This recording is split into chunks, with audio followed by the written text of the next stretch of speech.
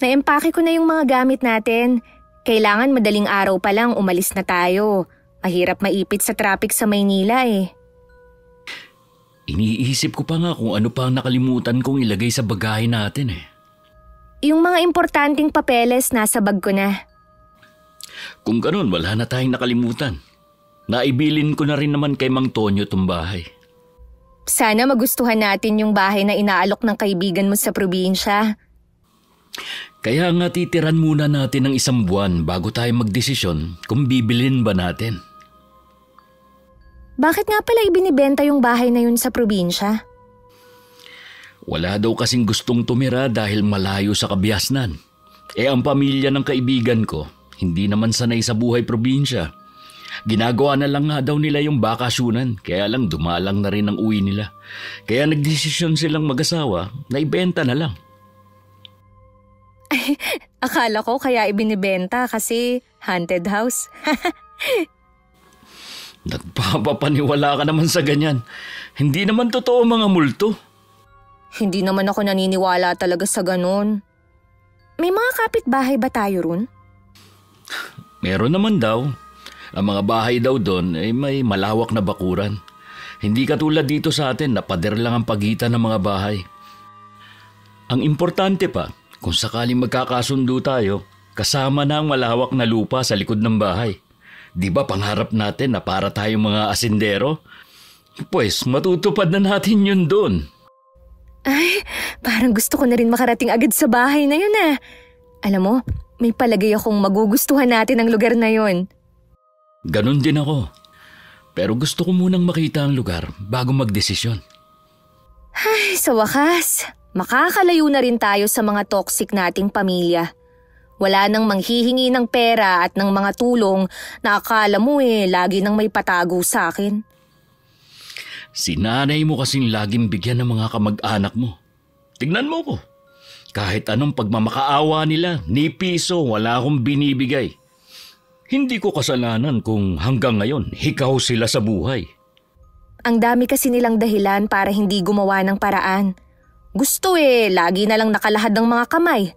Katulad niyan, nalaman lang nila na may bagong bili na tayong kotse, ang dami ng chat na pautang. Mga wala ngang kahihiyan. Kaya tama lang na magpakalayo-layo na tayo sa mga pamilya natin. Mabuti pang matulog na tayo. Inaantok na rin ako Mauna ka na mahiga. I-check ko lang ang mga pinto at bintana. Matagal na kami magnobyo ni Warren at nag-iipon para sa plano naming pagtira sa probinsya. Pareho kaming galing sa toxic na pamilya na pilit kaming hinahatak pababa. Ngayong may sapat na kaming ipon, pareho na kami nag-resign sa mga trabaho namin.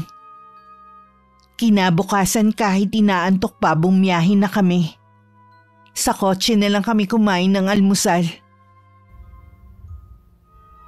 Parang ang tagal ng biyahe natin Kanina pa tayo nakalabas ng Maynila.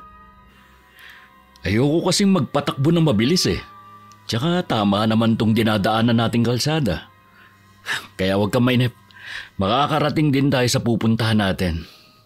Ay, ang sakit na kasi ng puwet at likod ko Kapag may nakita kang kainan, kahit karinderya lang, tumigil muna tayo Kanina pa kasi ako nagugutom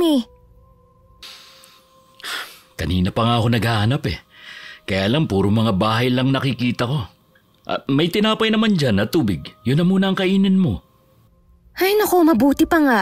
Kanina pa talaga kumukulo ang tiyan ko Palagay ko, nasa probinsya na tayo. Wala rin kasi ako makita mga fast food Sino nga palang tao sa bahay? May dadatnan ba tayo dun? Oo, yung caretaker daw ng bahay. Sinabihan na daw yun ni Noel. Uy, ayun, may karinderya! Jackpot! Akala ko wala tayong makikitang kainan Saan ba pwedeng mag-park? Kung hindi lumang sasakyan, puro jeep naman ang nakaparada.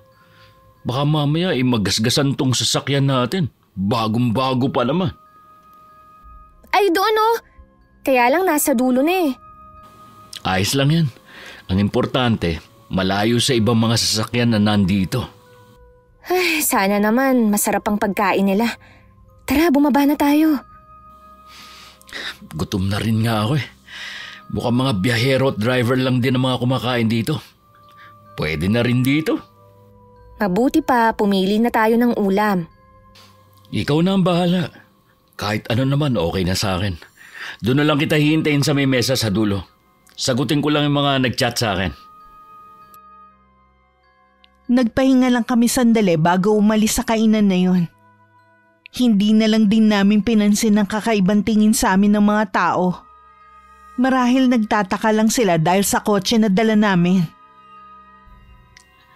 Napansin mo ba yung mga tingin ng mga tao sa atin? Gandang-ganda sila sa sasakyan natin. Napansin ko nga din yun. Palibhasa kasi, mga luma, mga minamaneho nila. Baka nga tayo lang ang may ganitong sasakyan eh. Sigurado yun. Buti naman at sementado na ang daan dito. Hindi masyadong bugbog ang gulong ng kotse. Malapit na ba tayo? Bakit? Gutom ka na naman ba? Hindi naman. Kaya lang bitin kasi ang kinain ko eh. Hindi masarap ang pagkain dun. Parang hindi pa malinis. Parang kumukulo ang tiyan ko. Sabi dito sa Waze, malapit na tayo sa mismong baryo. Bilisan mo na kaya ang pagpapatakbo. Bibilisan ko na. Wala naman tayong kasabayan eh. Warren! May kalabaw! Iiwas mo! Pucha! Ayos ka lang ba? Oo, ayos lang ako. Akala ko kasi masasagasaan natin yung kalabaw na may sakay na tao eh. Saan ba yung galing? Bakit bigla na lang sumulpot? Ay, manda siya kapag may gasgas ang kotse ko. Warren, hintayin mo ako! Gago ka ba, ha? Bakit bigla ka na lang lumitaw? Nasa tabi naman ako. Kayo itong mabilis ang patakbo. Anong mabilis? Ikaw itong bigla na lang sumulpot eh. Mabuti na lang nakaiwas ako. Oras na may gasgas ang kotse ko. Humanda ka sa akin. Hindi naman nabangga ang kotse mo. Sumadsad lang naman sa tabi. Nangangatwirang ka pa eh. Palibhasa, wala kang idea kung magkano ang kotse ko. Tama na, Warren. Hayaan mo na lang si Tatang. Ano nga yan? Muntik na nga tayong maaksidente dahil sa kanya eh. Dayo lang siguro kayo sa lugar na ito. Kung hindi nyo kabisado ang daan, dahan-dahan lang dapat ang patakbo nyo. Huwag mo kong turuan kung anong dapat kong gawin. Kalabaw lang naman yan dala mo eh.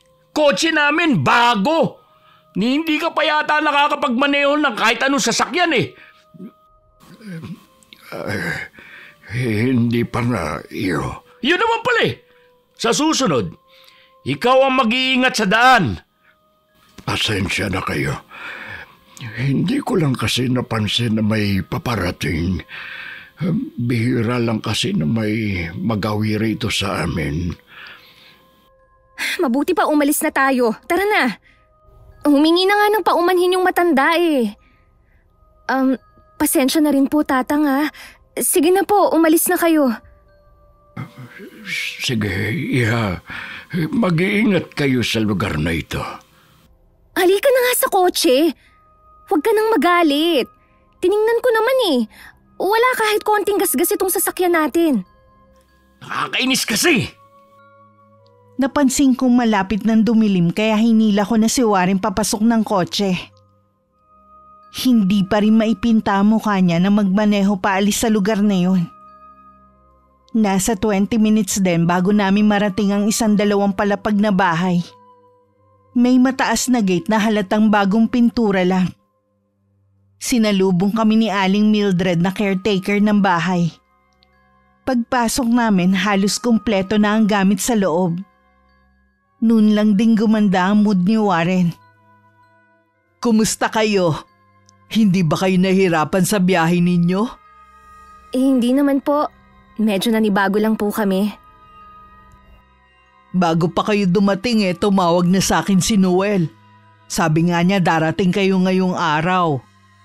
Dapat nga po kanina pa kami. Kaya lang, muntik na kaming madisgrasya. Ha?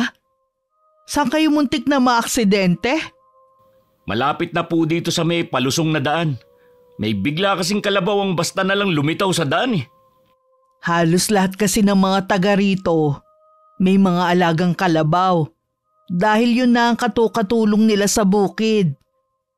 Mabuti walang nasaktan sa inyo. Pasalamat na nga lang siya. Hindi nagasgasan ang kotse ko. Dahil kung hindi, kulang pa ang alaga niya para pambayad. May kailangan pa ba kayo sa akin? Kung wala na uuwi na sana ako. Bukas na lang ako babalik dito. Wala na po, Aling Mildred. Bukas na lang siguro kami magpapasama sa inyo na mamasyal sa lugar. Siya nga pala, pinuno ko na ang ref ng pagkain. Bilin din kasi ni Noel. Medyo malayo din kasi ang palengke dito. Pero kung may sarili kayong sasakyan, madali lang sa inyo ang pagpunta doon. Maraming salamat po. Bukas na lang po tayo magkwentuhan. Medyo napagod din po kami. Sige. Huwag niyong kalimutang ilak ang pinto, ha? Kahit kasi probinsya to, mabuti na rin yung nag-iingat kayo. Iiwan ko na rin sa inyo ang susi ng bahay. Anong masasabi mo sa bahay na to? Lumang style ang pagkakagawa pero maganda. Tsaka 'di ba, sabi mo bagong renovate naman to. Gusto ko na to. Wala nang dapat ipabago. Ibig mong sabihin, bibilhin mo na ang bahay na to? Oo, pero maghintay pa rin tayo ng 1 buwan. Tara, tingnan natin ang mga kwarto sa taas. Hindi ko lang gusto mga painting na nakasabit. Kung sakali, papakuha ko na lang kay Noel. Pakiramdam ko kasi, laging nakasunod ang tingin nila sa akin eh. Hindi ko alam na takot ka pala sa painting. Basta, ayoko lang talaga. 3 lang pala ang kwarto dito. Yung 2, maliit lang at parang kwarto ng bata. Ayos na to. 2 lang naman tayong titira eh. Wala ka bang balak na mag-anak na kapag tumira na tayo dito? Sa totoo lang, hindi ko pa naiisip ang bagay na yan. 30 na ako. At ikaw naman 35 na. Aba, baka uugod-ugod na tayo niyan bago mo pa maisipan magkaanak. Masaya naman ang pagsasama natin kahit walang anak ah. Iba pa rin kapag may anak tayo. Ang mabuti pa, wag na lang muna natin pag-usapan ang bagay na yan. Tara, sa kusina. Tignan na lang natin kung anong pwedeng lutuin. Sige, susunod na ako. Ayusin ko lang yung mga gamit natin. Kinabukasan, maaga pa lang nasa bahay na si Aling Mildred. Pagbaba ko, nadatnan ko na siyang nagwawali sa labas ng bahay. Bumati agad siya sa akin nang makita niya ako. Kumusta ang unang gabi ninyong mag-asawa? Hindi pa po kami mag-asawa. Nako, pasensya na ha. Akala ko mag-asawa kayo. Pero balak nyo na bang magpakasal? Hindi pa po namin napag-uusapan eh. Akala ko kaya gusto nyong bilhin tong bahay dahil magpapakasal na kayo. Hindi pa po sigurado yun. Kaya nga po gusto naming tumira dito kahit 1 buwan para makapagdesisyon kami kung bibilhin ba namin o hindi. Ganun ba? Gusto nyo na bang mag-almusal? Ipagluluto ko kayo. Hindi po kami sanay na mag-almusal eh. Madalas po, kape at tinapay lang ang kinakain namin. Tsaka tulog pa po si Warren. Pagod po kasi yun sa biyahe at hindi agad nakatulog dahil po excited dito sa bahay. Anong masasabi niyo sa bahay? Okay naman po. Tamang-tama sana sa pagsisimula ng pamilya. Nangihinayang nga ako sa bahay na yan at bihira lang tirhan. Hindi kasi sanay ang asawa ni Noel at mga anak sa buhay dito. Tuwing nagbabakasyon naman noon, hindi sila mapakali. Gusto agad umuwi na sa kanila. Nabanggit nga po yan ni Warren. Aling Mildred, saan po ang bahay niyo? Malapit lang ang bahay ko rito. Mga 5 minuto lang na lakaran. Kaya kung may kailangan kayo at wala ako dito, pwede niyo akong puntahan sa bahay ko. May tanong pa po ako. Kaano-ano niyo po yung may-ari nitong bahay? Bale, magpinsang makalawa kami ng tatay ni Noel. Itong bahay po, ayos naman sa amin. Kumusta naman po ang mga tao dito? Mababait naman ang mga taga rito. Basta marunong lang kayong makisama, hindi kayo gagalawin. Wala po bang mga krimen na naganap dito? Katulad ng patayan? Naku, hindi uso yun dito. Mabuti naman po. Kung sakali po kasi na matuloy na bilhin namin tong bahay, ito po ang kauna-unahang pagtira namin sa probinsya. Ito lang ang masasabi ko. Tahimik ang lugar na to. Basta maging mabait kayo sa mga taga rito. Ang aga-aga namang tsismisan yan. Oh, gising ka na pala. Akala ko mamaya ka pa babangon eh. Magandang umaga sa'yo. Samahan mo muna ako sa loob, Shelo. Maiwan ko po muna kayo, Aling Mildred. Sige, Iha. Itutuloy ko lang ang pagwawalis ko rito. Akala ko hindi ka pa susunod eh. Hindi mo man lang binati yung matanda. Binati ka niya, hindi mo narinig?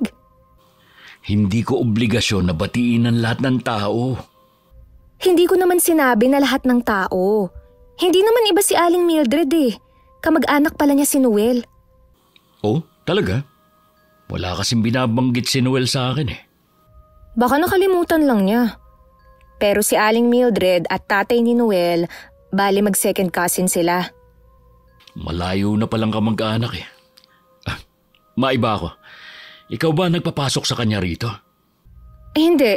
Nadatnan ko na siyang nagwawalis pagbaba ko. May sarili siyang susi kaya siya nakapasok. Aba, hindi maaaring basta na lang siyang labas-masok sa bahay na ito. Paano kung atin na pala itong bahay? Dapat ilagay din niya sa lugar ang sarili niya.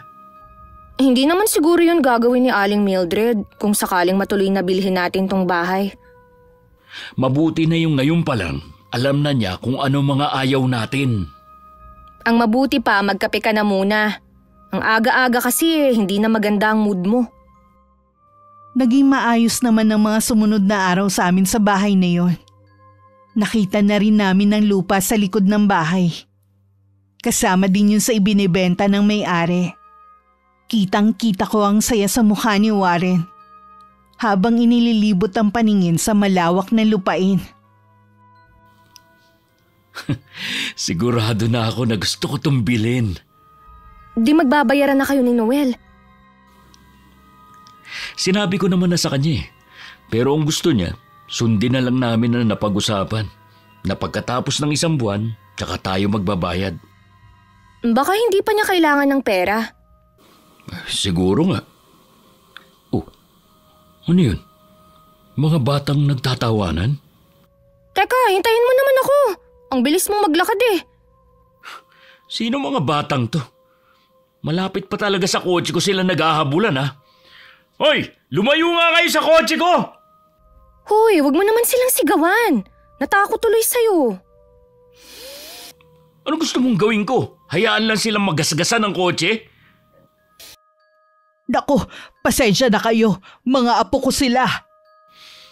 Aling Mildred, kayo ba nagpapasok sa kanila rito? Sanay na kasi silang pumunta dito kahit noon pa. Pasensya na kung naglalaro sila malapit sa kotse ninyo. Huwag niyo na silang papupuntahin dito. Baka mamaya magasgasan ang kotse ko. Bagong bili lang po yan eh. O baka naman may masira sila dito sa bahay. Kulang pa ang sahod nyo para pambayad. Sige, pagsasabihan ko mga apo ko. Pasensya na ulit ha. Tapos na rin naman ang mga gawain ko. Isasama ko na sila pauwi sa amin. Mabuti pa nga po. Sana hindi na maulit to. Huwag kang mag-alala, hindi na sila pupunta dito. Tayo na mga apo. Baka hinahanap na kayo ng mga magulang ninyo. kailangan mong gawin yun? Anong masama sa sinabi ko? Pinagsabihan ko lang naman Tandaan mo, hindi tayo ang nagpapasahod kay Aling Mildred. Baka mamaya ay magsumbong yun kay Noel. Di magsumbong siya. Wala akong pakialam. Oras na mabili na natin tong bahay. Ayoko na rin siya pumupunta rito. Dayo lang tayo sa lugar na to. Matuto sana tayong makisama. Hindi kailangan pakisamahan ng mga taong yun. Baka mamaya mamihasa sila. Tapos umpisa na ng paglapit at paghingi ng tulong. Lahat ba ng tao tingin mo katulad ng pamilya mo, ha? Oo. Alalahanin mo. Kaya nga tayo nandito para iwasan ang mga pamilya natin. Na wala nang alam gawin kundi hut-hutan tayo. Sana man lang maging mabait ka kay Aling Mildred. Malay mo, balang araw makatulong siya sa atin. Ano naman ang maitutulong niya? Hindi ko pa alam. Pero malay natin, di ba? Huwag na nga lang natin siyang pag-usapan. Lalagyan ko na lang ng cover tong kotse. Kinabukasan nagyayaya si Warren na libutin namin ang buong baryo. Dahil naiinis pa rin ako sa inasal niya kahapon, hindi ako sumama. Nang makaalis siya, tsaka ko naman pinuntahan si Aling Mildred sa kusina. Pasensya na po kayo kay Warren kahapon, ha. Mainit lang po ang ulo niya. Wala yun, iha. Pinagsabihan ko na rin ang mga apo ko. Hindi na sila pupunta rito. May kakulitan rin naman kasi ang mga batang yun Salamat po sa pangunawa niyo. Saan nga pala pupunta si Warren? Mag-iikot lang daw po siya dito sa baryo. Bakit hindi ka sumama? Para naman makita mo ang ganda na lugar namin. Tsaka na lang po siguro. May kailangan din po kasi akong tawagan Pamilya mo ba ang tatawagan mo? Opo. Ang mga magulang ko po. Ewan ko po ba? Bigla ko na lang silang na-miss. Normal lang yan. Lalo't ngayon ka lang yata napalayo sa kanila. Ang totoo po niyan matagal na po kaming nagsasama ni Warren. Dumadalaw lang po ako sa pamilya ko noon. Anong mga trabaho ninyo? Pareho na po kaming nag-resign sa trabaho namin ni Warren. Nag-ipon lang po kami ng sapat na pera para makabili ng bahay dito sa probinsya. Pangarap niyo talagang manirahan sa ganitong lugar? Ganun na nga po. Bihira ang merong ganyang pag-iisip. Kita mo nga ang pamilya ni Noel. Ang totoo po niyan, kaya gustong tumira dito ni Warren, para makalayo na sa mga toxic na pamilya namin, na wala nang ginawa kundi ang humingi ng tulong sa amin. Nakakainis naman po talaga ang ganun Baka naman kasi wala silang mahingan ng tulong. Dapat po, nagsikap din silang mag-aral. Katulad po namin ni Warren.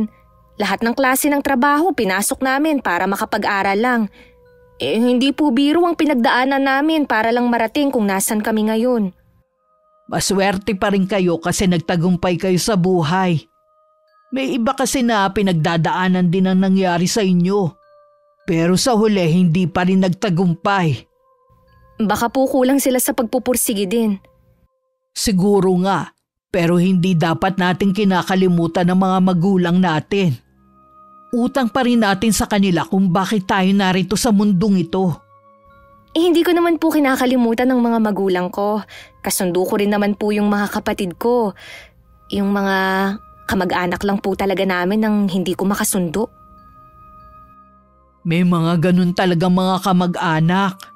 Ikaw na lang ang magpasensya.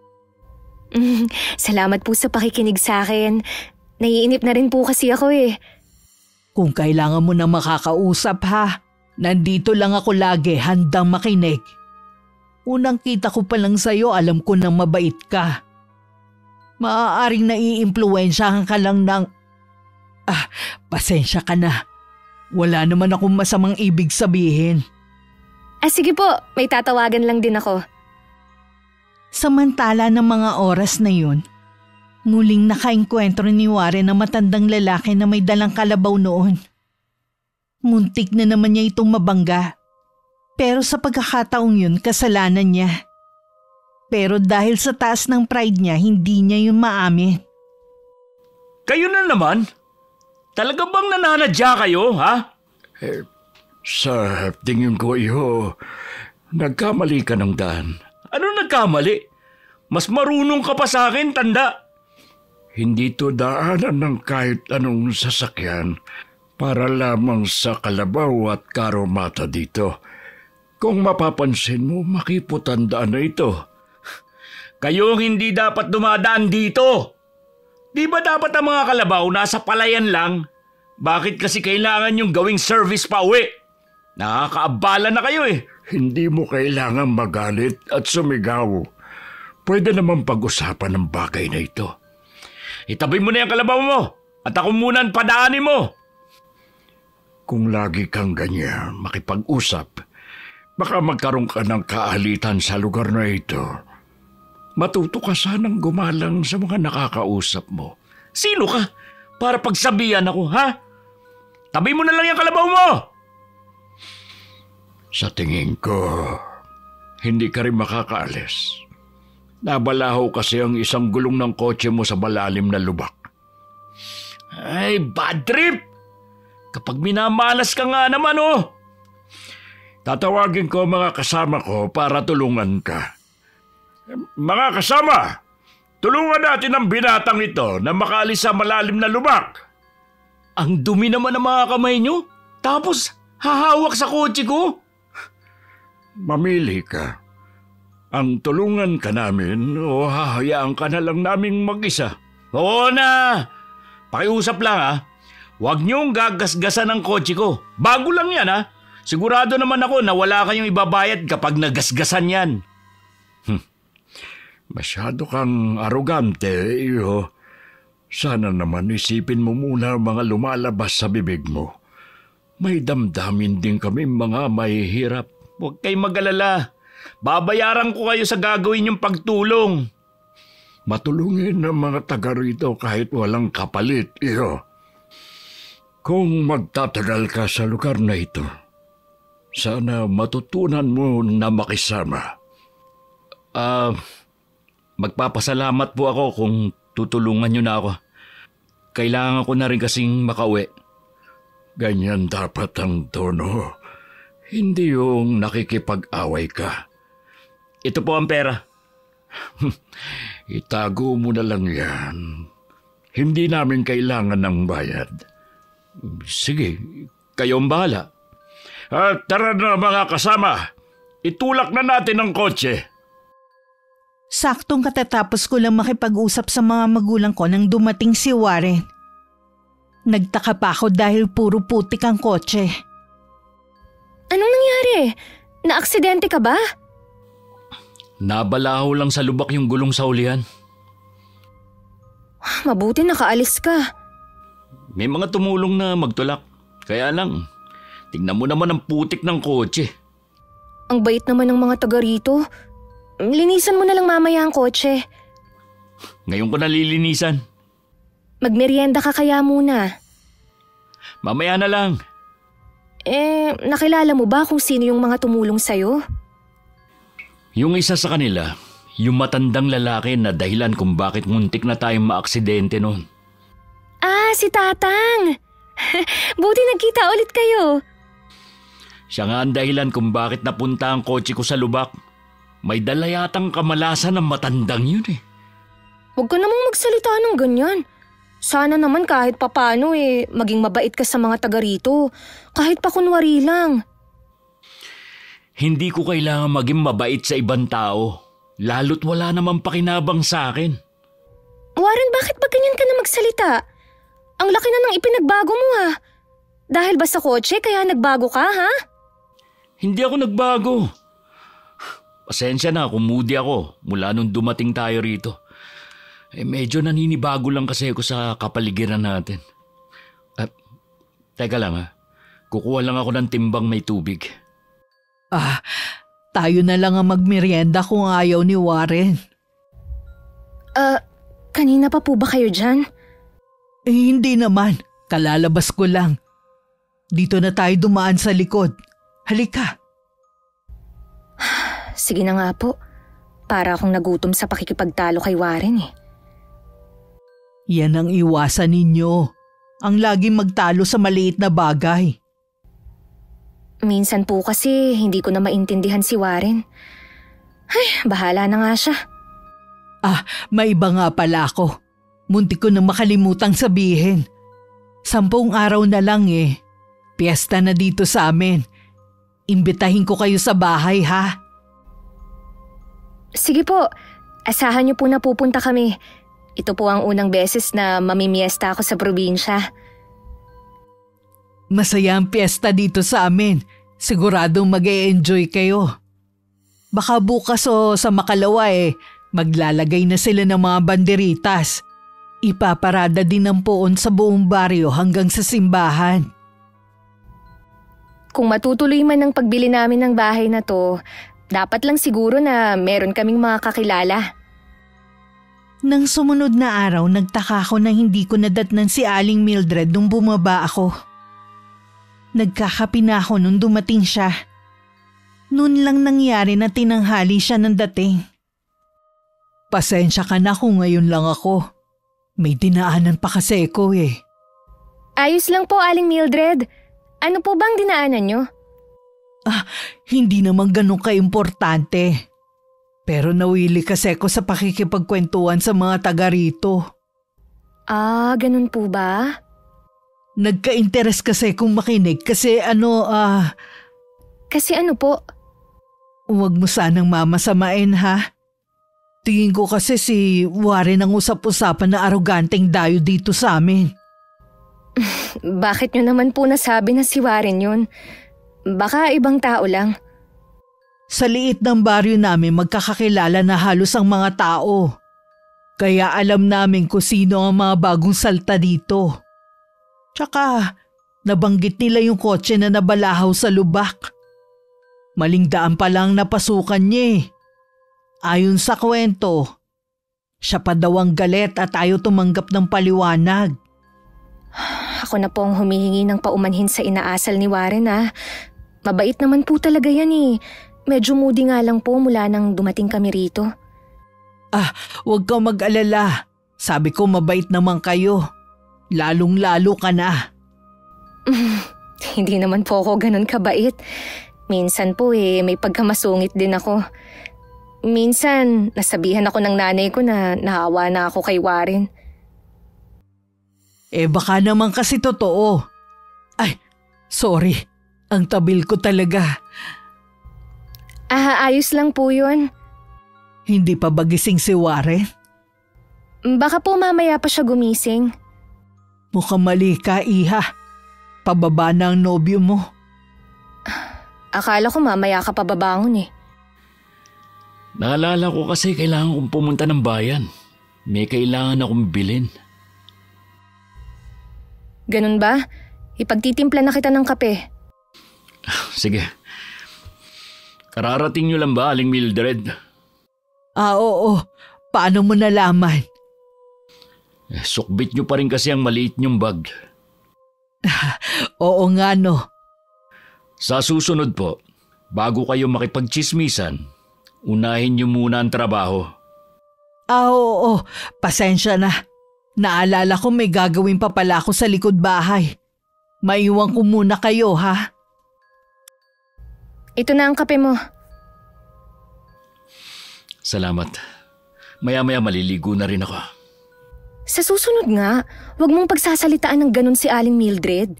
Hindi tayo ang nagpapasahod sa kanya.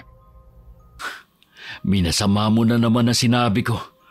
Kahit na hindi tayo ang nagpapasahod sa kanya, binabayaran pa rin siya para gumawa dito sa bahay. Kaya ka nababansagan na arugante dahil sa asal mong yan Ano ka mo? Arugante? Ako? Sino naman nagsabi sa iyo niyan? Di yung mga taga rito. Alam mo, kung gusto mong tumira dito, kailangan matuto kang makisama. Ikamamatay ko ba kung sakaling hindi ako makisama sa mga taga rito? Sino ba sila para sabihan akong arugante ha? Hindi naman nila ako lubusang kilala May kasi nga sa ipinapakita mo sa kanila.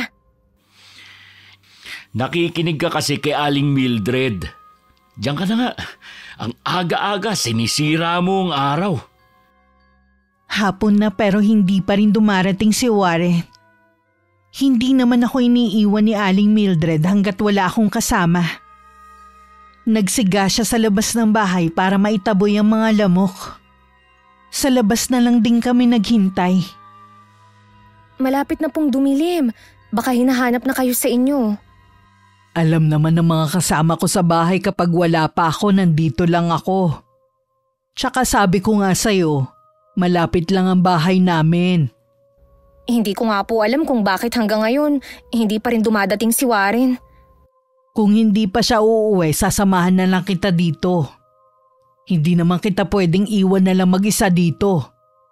Kahit ba sabihin mo na ligtas ka, iba pa rin kapag may kasama ka. Baka naman po makaabala ako sa inyo. Ayos lang yun, Iha. Mamaya kapag tuluyan ng dumilim, siguradong pupunta dito ang mga apo ko. Bibilinan ko na lang sila na sabihin sa kanilang lolo na hindi pa ako makakauwi. Salamat po, Aling Mildred ha. Kung wala po kayo, malamang nagpanik na ako. Sinubukan mo na bang kontakin si Warren? Hindi po niya sinasagot ang mga chat ko eh. Ganun po yun kapag galit. Ang babaw naman niya para magalit sa'yo. Ganun po talaga ang ugali ni Warren. Gusto niya siyang masusunod. Kailangan lagi siyang tama kahit mali. Mabuti na tagalan mo siya. Mahal ko po si Warren. Wala po akong gustong makasama kundi siya. Ay, nakakabulag talaga ang pag-ibig. Pero ito payo ko lang sa'yo ha. Sa mahigit na 1 linggo ninyong pagtigil dito, nakita ko na ang tunay na ugali ng nobyo mo. Huwag mo sanang sayangin ang buhay mo sa maling lalaki. Mahirap na rin po kasing makawala eh. Marami na po kaming nabuong pangarap ni Warren. Naiintindihan kita, Iha. Mukha pong hindi uuwi si Warren ngayong gabi. Ilang beses na po niya yung ginawa dati eh. Pero saan naman siya titigil dito kung sakali? Maghintay-hintay pa tayo. Maaga pa naman. Magkwentuhan muna tayo dito sa labas. Aling Mildred, ilan po ang mga anak niyo? 3 ang anak ko. 2 babae at lalaki ang bunso. Yung bunso na lang ang walang asawa. Kasing edad mo lang siya, Iha. Sayang nga may nobyo ka na. Bagay sana kayo. Bakit wala pa po siyang asawa o girlfriend? Lagi niyang katwiran sa amin ng ama niya. Hindi pa daw niya natatagpuan ang babaeng gusto niyang makasama sa habang buhay. Ano po pala ang trabaho niya? Isa siyang engineer. Nakapag-abroad na rin siya dati. Ngayon plano na naman niyang umalis. Sabi ko nga maghanap muna ng babaeng pakakasalan bago umalis eh. Baka po talagang hindi pa to ang tamang panahon para makapag-asawa siya. Naiinip na ang mister ko. Naku, kani-kanino na nga niya inirereto. Wala talagang mapusuan ng binata namin. Kung meron lang sana akong kaibigan na pwedeng ireto din eh. Kaso lahat po sila pamilyado na rin. Ako na lang pala yung masasabing dalaga pa sa amin kahit nagsasama na kami ni Warren sa iisang bubong. Hindi niyo pa ba napag-uusapan ng kasal? Ako po, handa na talaga ako. Kaso lang po, ang dami pang gustong gawin ni Warren. Puro ka na lang pang-unawa sa kanya. Ang swerte niya sa'yo, ha? Pareho po kaming maswerte sa isa't isa. Siguro nga. Nandito na pala ang mga apo ko. Sabi ko na sa'yo pupunta ang mga yan dito kapag hindi pa ako umuuwi. Teka lang ha. Hindi talaga umuwi si Warren ng gabing yun. Mabuti na lang sinamahan ako ni Aling Mildred. Sa isang kwarto ko siya pinatulog na katabi ng kwarto namin. Mag-uumaga na rin na makatulog ako. Kaya tanghali na ako bumangon. Gusto mo bang ipaghanda kita ng almusal? Hindi na po. Kape lang po ako sa umaga. Bihira lang po ako talagang kumain. Kayo na lang po. Kumain na ako kanina.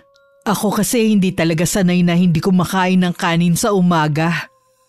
Salamat nga po pala. Sinamahan niyo ako dito. Hindi ba tumawag sa'yo si Warren? Hindi po talaga. Hindi kaya... Natitiyak ko pong nasa maayos lang po siyang kalagayan. Naiinis lang po ako sa kanya dahil hindi na siya nagbago. Hindi man lang niya inisip kung nag-aalala ba ako o hindi. Kung totoo nga yung sinasabi mo, mabuti pa rin na alamin mo muna kung ano nangyari. Ayusin lang talaga niya ang paliwanag niya. Oh, ayan na yata si Warren eh. Oo, siya na nga ho yan. Kilala kong tunog ng makina ng kotse. Teka lang po, Aling Mildred Kumalma ka lang, iha. San ka galing? Bakit ngayon ka lang? Umuwi ako sa atin. Ano? Akala ko ba sa bayan ka lang pumunta? Dumiretso na ako pauwi kesa umuwi rito. Sana man lang sumagot ka sa mga chat ko sa'yo. Hindi mo ba alam magdamag akong nag-iisip sa nangyari sa'yo? Nag-aalala ka rin pala sa akin. Pero kung pagsalitaan mo ako, ganun na lang. Yung maliliit na pagtatalo lang natin na yun ang dahilan mo. Kaya ka umalis, ha? Para ka namang bata eh. Napansin ko sa'yo, mula nang dumating tayo dito, parang may nag-iba sa'yo. Hindi ka na katulad ng dati, lahat ng sabihin ko sa'yo, hindi mo kinokontra. Ngayon, kinakalaban mo na ako. Hindi kita kinakalaban. Gusto ko lang na itama ka. Para din naman sa'yo ang ginagawa ko eh. Pues, hindi ako natutuwa. Mas nakikinig ka kasi sa ibang tao. Hindi yan ang problema natin, kundi ang asal mo. Alam mo, kung hindi mo babaguhin yan, lagi na lang tayong mag-aaway. Kung ganon, anong gusto mong mangyari? Mabuti pa wag na nating ituloy ang plano nating bilhin ang bahay na to. Ano? Pagkatapos ng lahat ng sakripisyo ko, sasabihin mo yan? Paano pangarap ko? Oh, nagsakripisyo din naman ako Puro na lang kasi sarili mo ang iniintindi mo. Puro ka na lang pangarap mo. Kahit kailan, hindi mo man lang ako inisip. Puro na lang ikaw ang gusto mong intindihin ko. Shelo, pasensya ka na. Magulo lang kasi ang isip ko. Huwag ka mag-alala. Hindi ko na ulit gagawin yon. Nakakapuno ka na rin kasi, sa totoo lang. Napapagod na akong intindihin ka. Alam ko naman. Kaya nga ako nang nagpapakumbaba para matapos na ang problema natin. Huwag na tayo magtalo pa, okay? Nang hindi ako umimik, lumapit siya sa akin at saka ako niyakap. Nang araw ding yun, nagkabati kaming dalawa ni Warren na parang walang nangyari. Naiiling na lang nun si Aling Mildred na narinig lahat ng pagtatalo namin. Nag-uumpisa na silang maglagay ng banderitas. Meron na rin naglagay ng tiyanggi sa gilid ng kalsada, malapit sa may simbahan. Baka gusto niyo mamasyal ni Warren doon. Hindi niyo po yun maaasahang pumunta sa mga ganyan. Kung gusto mo sasamahan kita. Sige po, naiinip na rin po ako dito sa bahay Aalis ka? Saan ka naman pupunta? Akala ko ba may gagawin ka ngayon sa lupa sa likod? Masyado na mainit kaya umuwi na ako. Ano nga pala yung narinig ko na aalis ka? Niyayaya ako ni Aling Mildred na pumunta ng Tiangge. Sabi ko nga hindi ka naman mahilig sa ganun, kaya kami na lang. Pwede naman. Kaya lang tingin ko dito mahirap ang sakayan. Kaya mo ba maglakad? Bakit naman ako maglalakad kung pwede ko namang gamitin ang kotse? Gagamitin mo ang kotse? Oo naman. Bakit gulat na gulat ka? Marunong naman akong magmaneho Shelo, binili ko ang kotse na yon para sa atin lang. Alam ko naman yun. Kaya nga gagamitin ko eh. Pwede mong gamitin basta ikaw lang ang sasakay.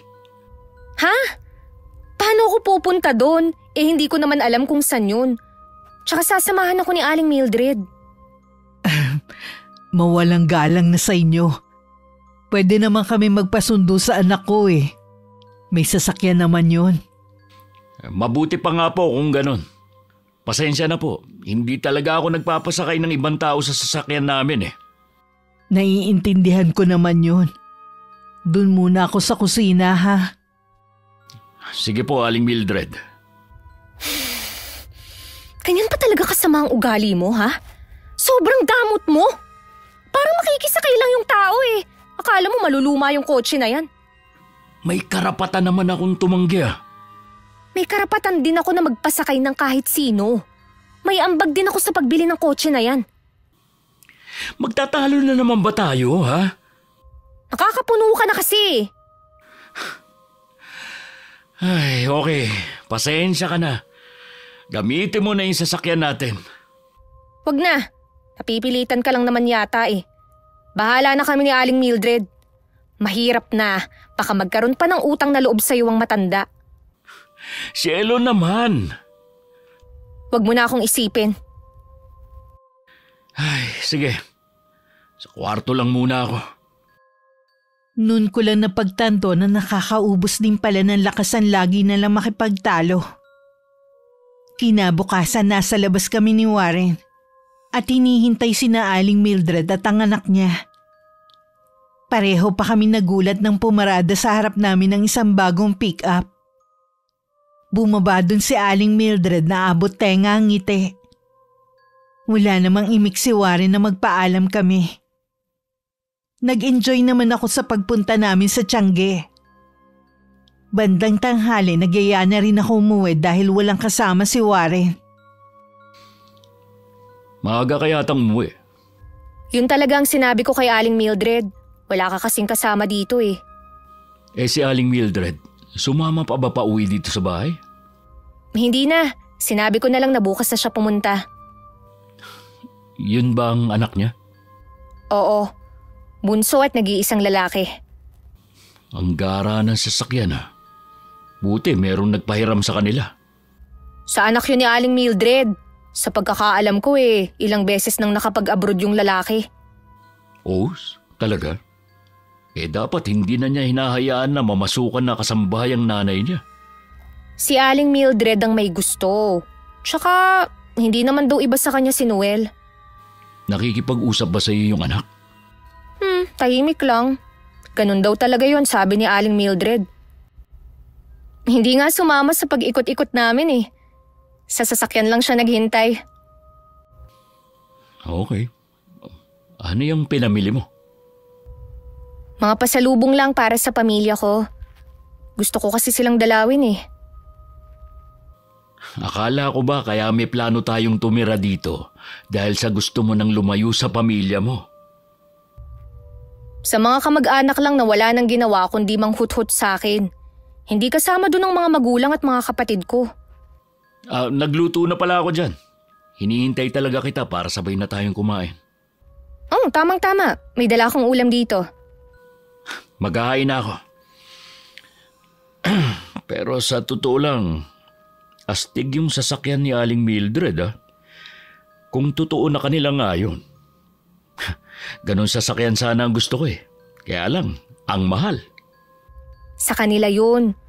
Sino naman sa tingin mo ang nasa tamang pag-iisip na basta na lang magpapahiram ng sasakyan? Ikaw nga ipinagdadamot mo yung kotse mo.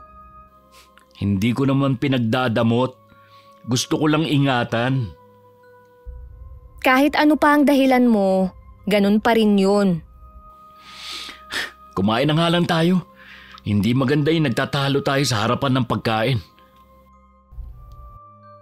2 araw bago ang piyesta, pinaalala ulit ni Aling Mildred ang paanyaya niya na pumunta kami ni Warren sa bahay nila. Nagsabi rin na matanda na hindi siya makakapunta kinabukasan dahil magiging abala na siya. Agahan niyo ang punta ha. Doon na lang kayo mag-abang ng parada. Tapat din naman ng kalsada ang bahay namin eh. Marami po ba kayong bisita?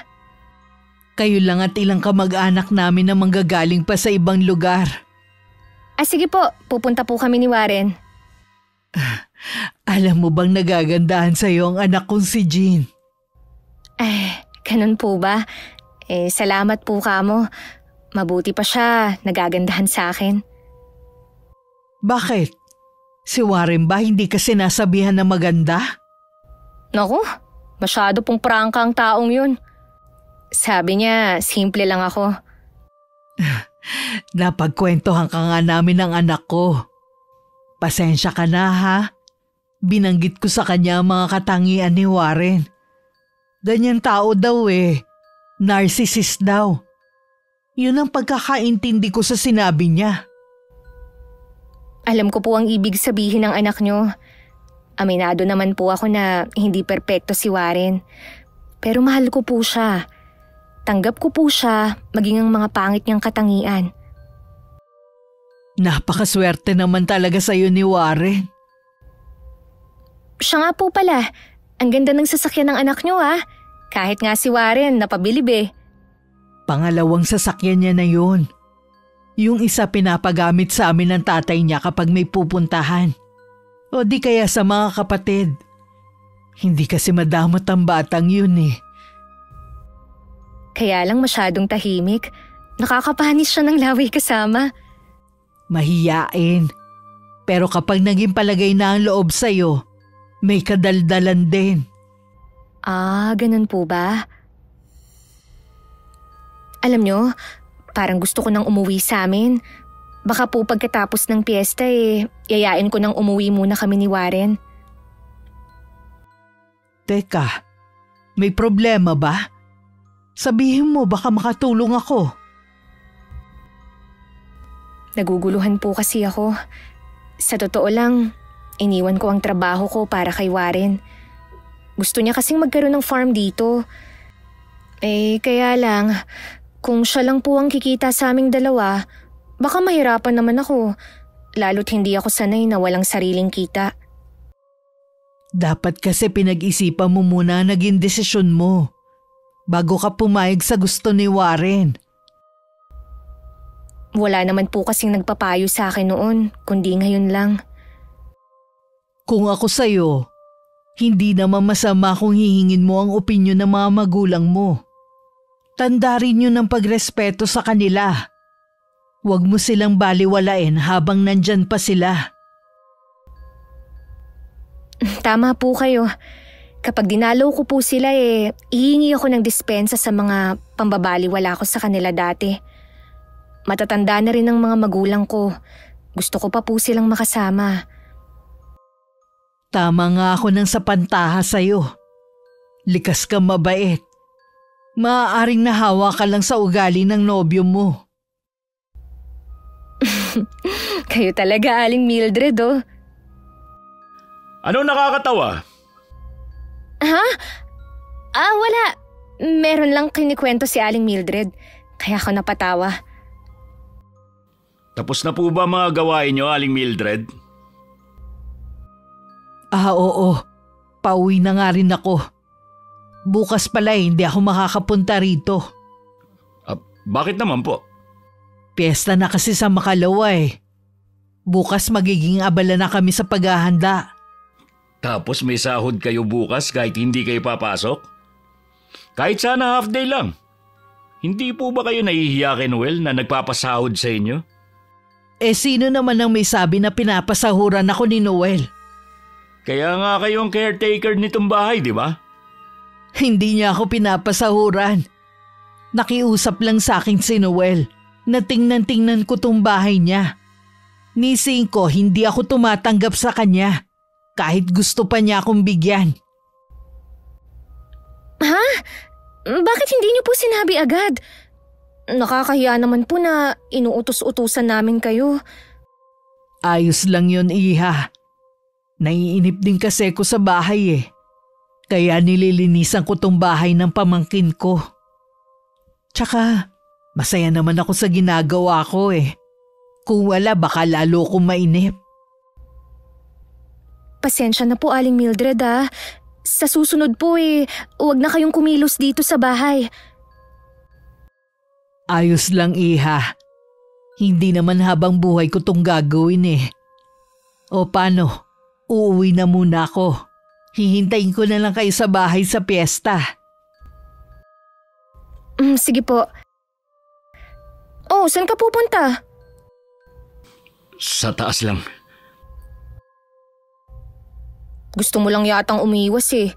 Hindi ka man lang humingi ng dispensa kay Aling Mildred.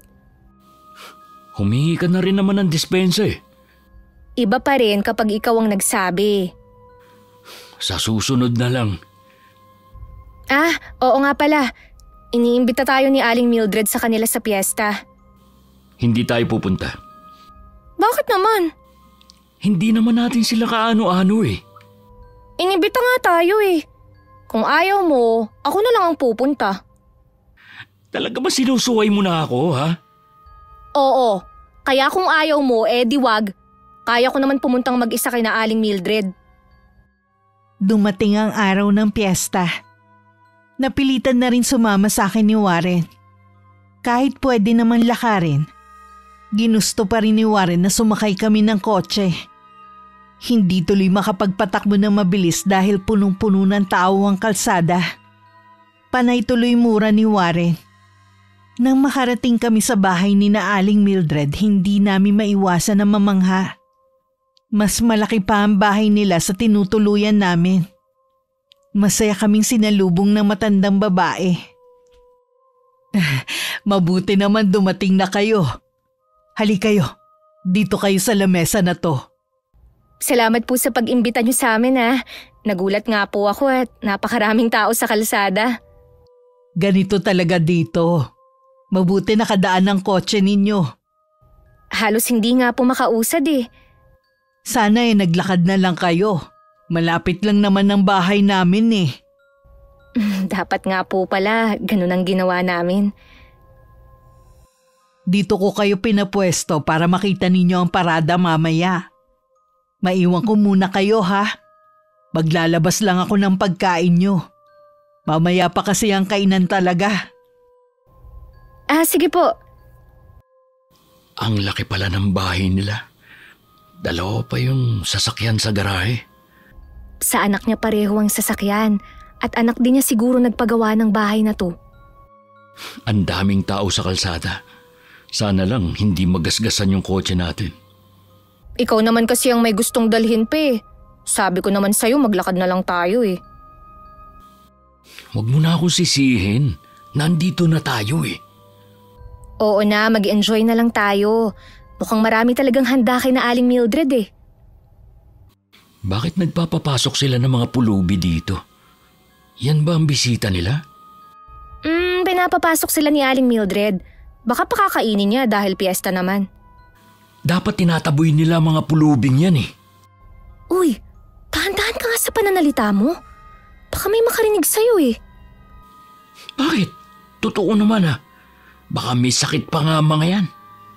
Tumahimik ka na lang. Pinagtitinginan ka na ng mga tao. Baka ang iba sa kanila kamag-anak pa ni Aling Mildred. Parang dito pa yata balak umupo ng matandang pulubi na to. Wala namang masama ah. Ang haba naman ng lamesa natin. Kasya kahit 10 katao. Tsaka bisita rin tayo. Mawalang galang na, Ineng. Pwede ba kaming maupo ng apo ko dito sa lamesa ninyo? Sige po Lola. Kayo lang po bang maglola? Oo, Iha. Gusto kasi ng apo ko na malapit sa kalsada eh. Gusto po siguro ng apo nyo na manood ng parada. Kaya nga po dito rin kami pumuesto eh. Ganun na nga, Iha. Dito pala kayo pumuesto ng apo ninyo. Ayos lang ba sa inyo, Shelo? Okay lang po, wala pong problema. Ito yung mga pagkain. Lita, ilabas mo pa yung ibang merienda dyan. Ang dami naman po. Maya-maya ilalabas na ang putahin ng ulam sa mahabang mesa. Maaga pa kasi para sa tanghalian. Yan talaga ang hinahanda namin sa umaga. Maiwan ko muna kayo ha.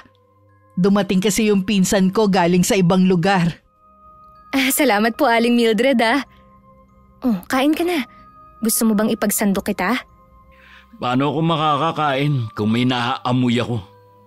Warren, ano ka ba? Nasa ibang bahay tayo.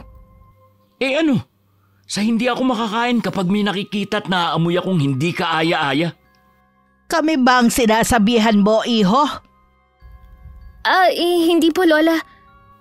Ang daming lamesa. Dito pa talaga kayo pumuesto? Ikaw siguro ang binabanggit ng mga kasama ko na aroganteng dayo sa lugar na ito. Ano ka mo? Matuto ka sanang makisama, iho. Lalo't na sa ibang lugar ka.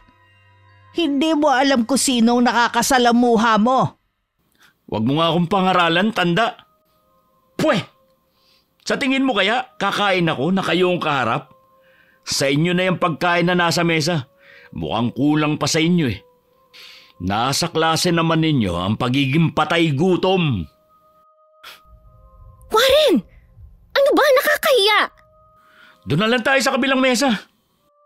Pasensya na po kayo, Lola, sa kasama ko Huwag niyo na lang pong pansinin ang mga sinabi niya. Kumain lang po kayo dyan. Masyadong mayabang yang kasama mo. Akala mo kung sino na siyang umasta. Pagsisisihan niya ang mga binitiwan niyang salita. Cielo, halika na rito! Huwag ka nang makipag-usap sa kanila! Nakakahiya yung inaasal mo. Mabuti pa umuwi na tayo. Hindi pa nga tayo kumakain eh. Uuwi na agad. Parang hindi ko na kasi malulunok ang pagkain. Tito ka lang. Magpapaalam lang ako kay Aling Mildred. Bahala ka. Ayan, palapit na si Aling Mildred. Ano nangyari, Cielo? Bakit kayo lumipat ng pwesto? Aling Mildred, uuwi na po kami Pasensya na talaga. Sige. Pupuntahan ko na lang kayo sa bahay ninyo. Wala kaming imika ni Warren habang pauwi. Mas lalo ring dumami ang mga tao sa kalsada. Kaya halos hindi umusad ang kotse. Napapamura pa si Warren tuwing may bagay na sumasagi sa sasakyan.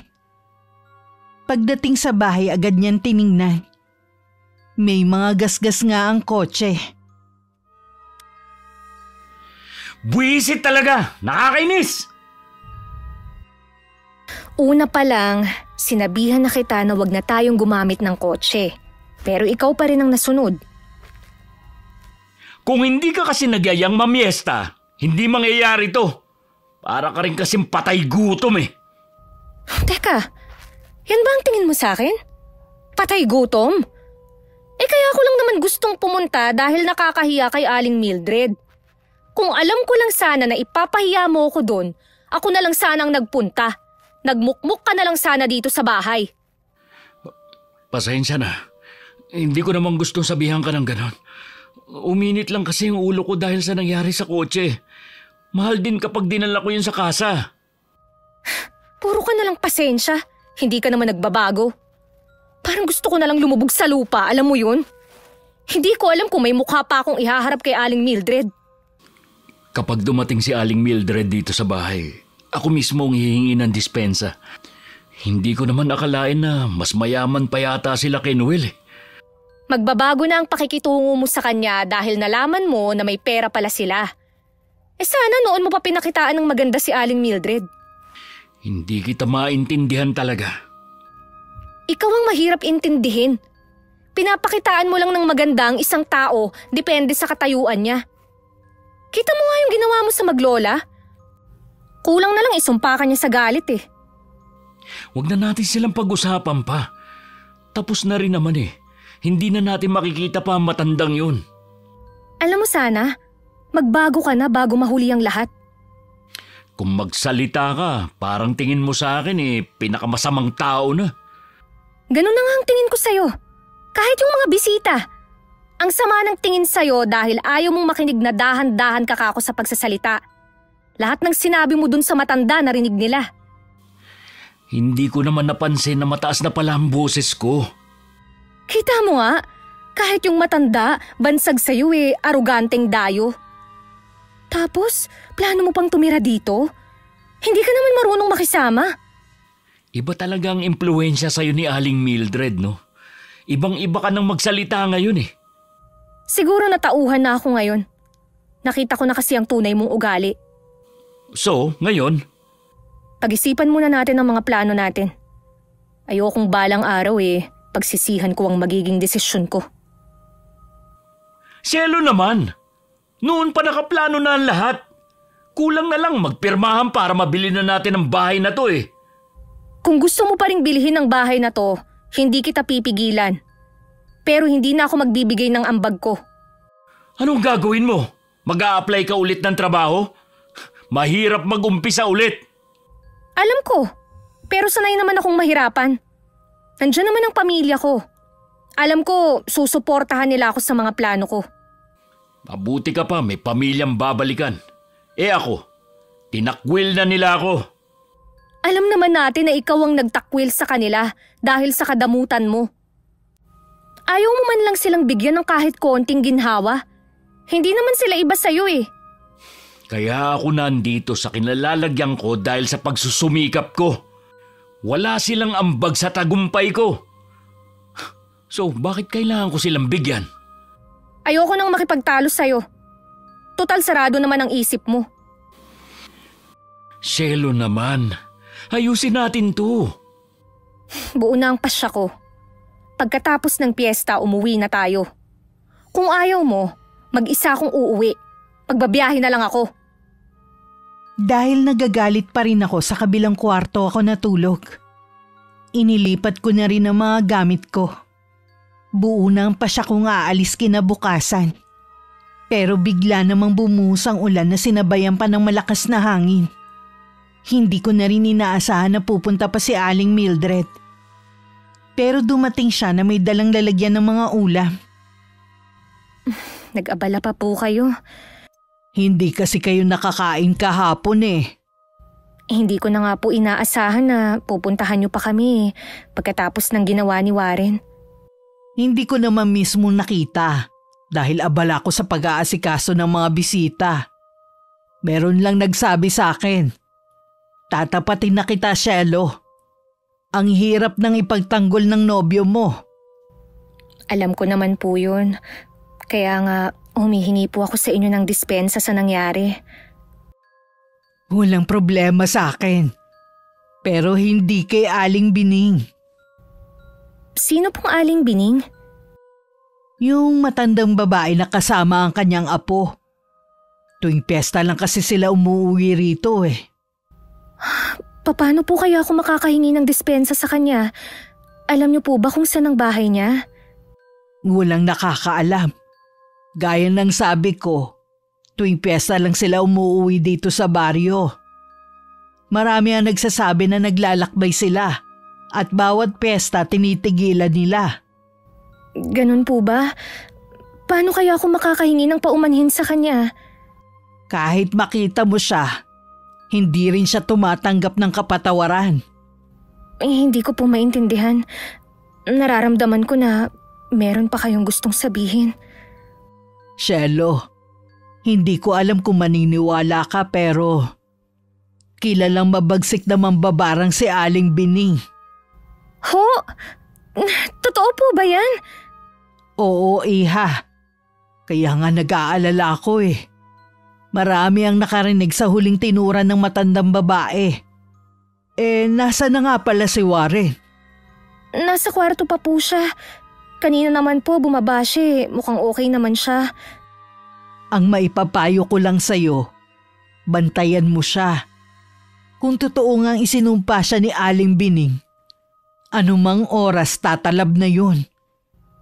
Ano pong mangyayari sa kanya? Maaari niyang ikamatay yun. Hindi po maaari. Tulungan niyo po kami. Huwag niyo po akong iiwan mag-isa. Huwag ka matakot. Nandito lang ako. Yan ang abang sinasabi ko sa kanya eh. Ayaw niyang makinig na magbago na. Higit pa pala sa inaasahan ko ang mangyayari sa kanya.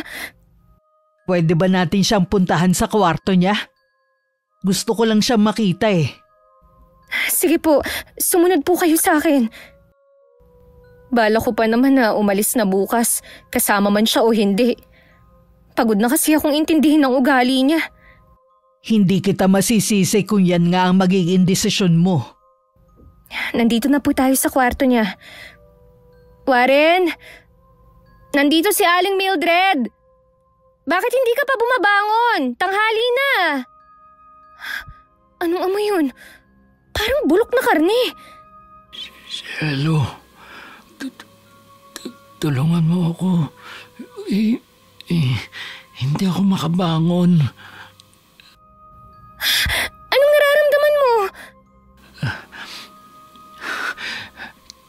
Tinatrangkaso ako at parang mabibiyak din sa sakit ang ulo ko.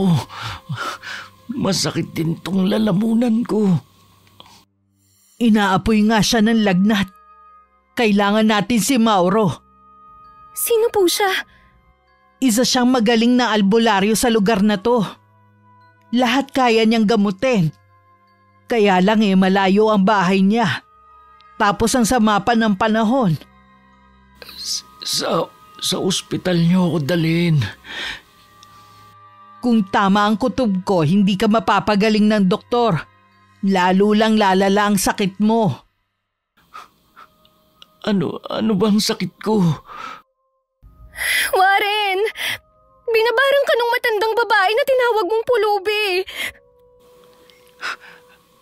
Ano? Ang matandang yun?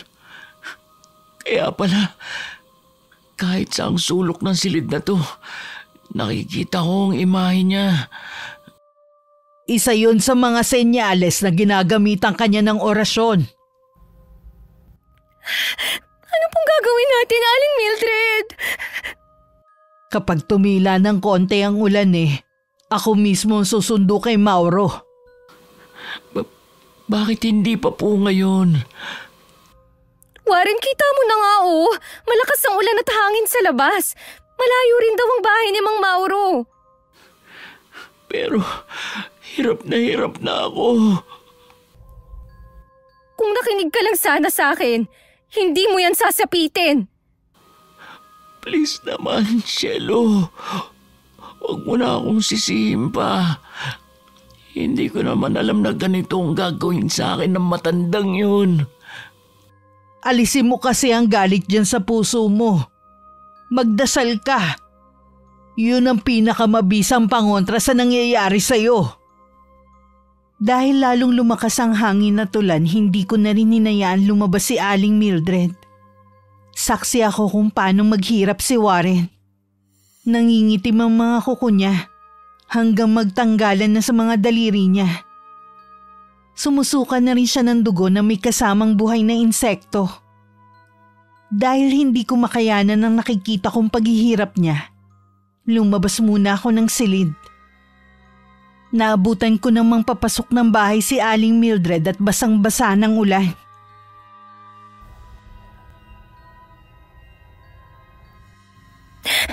Saan po kayo nanggaling? Akala ko po nandito lang kayo. Sumaglit ako sa bahay namin. Inutusan ko si Jean na sunduin ng albularyong si Mauro. Nag-aalala kasi ko na baka hindi naabutin bukas si Warren Kahit hindi po siya naging mabuti, hindi ko po gusto na mapahamak si Warren. Alam ko, Iha. Hintayin na lang natin si Mauro. Kahit bumabagyo, pupunta siya rito. Hindi niya matitiis na hindi gamutin ang nangangailangan sa kanya. Salamat po, Aling Mildred. Halika na. Balikan na natin si Warren. Wala pong tigil ang pagsusuka niya ng dugo. Hindi na rin po siya makapagsalita. Ganun po bang barang? May lumalabas na mga insekto sa bibig niya? Oo. Ang ginagamit nila mga insekto. At inaatake ang loob ng katawan. Sana po dumating na si Mang Mauro. Konting tiis na lang ha. Darating na rin sila. Warren, malapit nang dumating ang albularyo. Gagaling ka rin. Aling Mildred, Bakit hindi po dumidilat ang mga mata ni Warren? Natutulog lang siya, Iha. Huwag kang matakot. Humihinga pa siya. Sige, matulog ka muna, Warren. Alam kong pagod ka na. Teka lang, Iha. May tao sa labas. Baka si Mauro na yun. Maiwan muna kita, ha? Sige po. Warren, gagaling ka na. Dumating na ang manggagamot. Salamat naman kahit malakas ang ulan pumunta ka rito. Papunta talaga ako sa inyo kaya nakasalubong ko si Jean. May gusto sana akong itanong tungkol sa nakaalitan ni Tandang Bining. Si Warren nga yun. Shelo, nandito na ang albularyo. Kilala ko na po siya. May hinala na nga ako nang sabihin ni Jean kung sino ang gagamutin ko. Nagmamakaawa po ako sa inyo. Gamutin niyo po ang nobyo ko. Huwag kang mag-alala, Iha. Gagawin ko ang lahat para lang gumaling ang nobyo mo. Iwan niyo muna kami. Baka kasi hindi mo kayaning makita ang gagawin kong panggagamot. Halika na muna, Iha. Ipaubayan na natin kay Mauro ang nobyo mo. Bago lumabas, nilingon ko muna si Warren na nakapikit pa rin. Sa isang silid na lang kami naghintay ni Aling Mildred. Dinig na dinig pa namin ang sigaw ni Warren na nahihirapan. Nararamdaman din pala ni Mauro na meron nangangailangan ng tulong niya. Naalala raw niya ang tungkol sa usap-usapan na nakaalitan ni Aling Bining. Sana po mapatawad na ni Lola Bining si Warren. Mabait naman po ang nobyo ko May mga pagkakataon lang talaga na sumusobra na siyang magsalita. Magtiwala tayo kay Mauro, Shelo. Magagawa niyang baliin ang sumpa ng mambabarang. Bakit pa niyang sigaw ni Warren? Baka kung ano nang nangyayari sa kanya. Kaya nga tayo pinalabas. Matinding gamutan ang ginagawa ni Mauro sa kanya. Naiinip na po ko. Bakit ang tagal? Tumahimik na sa kabilang kwarto. Pupuntahan ko na si Warren. Teka lang, Shelo. Inabutan ko na walang malay si Warren pero bumalik na sa dati ang kulay niya. Napatingin ako kay Mang Mauro. Ngumiti siya sa akin na tila sinasabi na maayos na ang lagay ng nobyo ko. Maraming salamat po. Walang anuman, Iha. Hanggang bukas ay makakatulog siya. Kailangan niya yon para mabawi niya ang kanyang lakas. Ako na rin po ang humihingi ng kapatawaran sa ginawa ni Warren sa inyo. Alam ko na masyadong magaspang ang kanyang ipinakitang ugali. Wala yun, Iha. Sana magtanda na siya. Kailangang matuto siyang lumugar lalo't dayo lamang siya. Hindi naman siguro kabawasan sa kanyang pagkalalaki kung matututo siyang makisama sa mga tao. May kaya man o isang dukha. Tingin ko po, malaking leksyon na sa kanya ang nangyari. Siguradong magbabago na siya pagising niya. Mabuti na lamang napakiusapan ko si Tandang Bining. Napaghupa ko ang nararamdaman niyang galit. Sana lang, Iha, hindi na mauulit ang ginawa niya. Hindi lahat kasi ng lugar ay mayroon pa ring mga albularyo na tulad namin. Habang lumilipas kasi ang panahon, unti-unti na rin kaming nawawala dahil wala nang gustong magmana ng aming mga kaalaman. Maraming salamat, Mauro. Halika muna sa kusina. Ipagtitimpla kita ng kape bago ka umalis. Kinabukasan parang nagdahilan lang si Warren. Malakas at maliksi na ulit siya. Maganda na rin ang panahon. Ngunit ang desisyon kong umuwi sa amin hindi pa rin nagbabago. Talaga bang hindi na kita mapipigilan? Hindi na. Buo na ang pasya ko. Paano ang mga plano natin? Pwede mo naman niyang tuparin kahit hindi na ako ang kasama mo. Huwag kang mag-alala. Hindi ko na babawiin ang share ko sa kotse. sa'yo na lang yun. Cielo, kung magbago ang isip mo, nandito lang ako. Warren, ayokong paasahin ka. Kaya wag mo na akong hintayin pa. Hindi na kita pipigilan pa. Nanghihinayang lang kasi ako sa pinagsamahan natin. Isa lang ang payo ko sa'yo. Baguhin mo na yung ugali mo. Yan kasi ang hihila sa'yo pababa. Bilog ang mundo. Hindi sa lahat ng oras, tayo ang nasa ibabaw. Kaya maging mabuti tayo sa kapwa natin para hindi bawiin ang mga biyayang ipinagkaloob sa atin. Oo, tatandaan ko mga sinabi mo. Magko-commute ka lang ba? Ihahatid ako ni Aling Mildred at nung anak niya sa terminal. Ganun ba? Ingat ka sa biyahe. May gagawin pa pala ako sa loob. Ingat ka. Alagaan mong sarili mo. Sa tingin ko, hindi pa rin siya nagbago. Yun din po ang tingin ko. Inaasahan ko pa naman na mag-aalok siyang ihatid ako. Sa kabila ng lahat, hangad ko pa rin ang kaligayahan niya. Sana, Iha. Huwag mong kalilimutan na dalawin ako dito, ha? Siyempre naman po. Hindi ko makakalimutan na naging bahagi kayo ng buhay ko. Dadalawin ko po kayo. Promise po yan. Kung bakit kasi ayaw mo pang ihatid ka namin hanggang sa inyo eh. Nakakahiya po na abalahin ko pa kayo. Sapat na po sa akin na ihatid niyo ako sa terminal. Ah, nandito na pala si Jean. Tulungan na kita sa mga dalahin mo. Namimiss ko ang bahay na to. Sayang, ito na ang huling apa ko dito.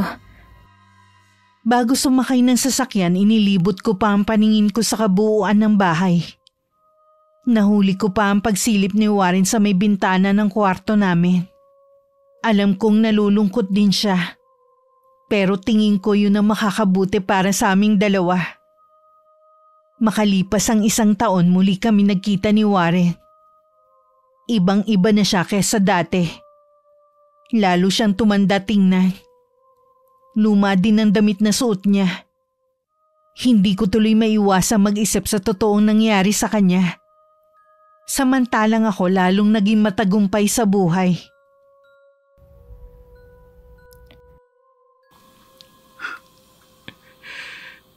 Tama ka. Bilog ang mundo. Kasalanan ko din kung bakit nawala sa akin ang lahat. Pati pamilya ko. Tuluyan na rin akong tinalikuran. Wala rin gustong tumanggap sa akin sa trabaho. Hindi ko alam. Akala ko kasi naging maayos ang buhay mo nang magkahiwalay tayo. Lalong naging miserable ang buhay ko nung mawala ka. Siguro kasi hindi mo sinunod ang payo ko sa'yo. Hindi nga. Baka ngayon na nagkita na tayo, baka swertihin ulit ako. May kakilala ko na pwede kong hingan ng tulong para makapagtrabaho ka ulit.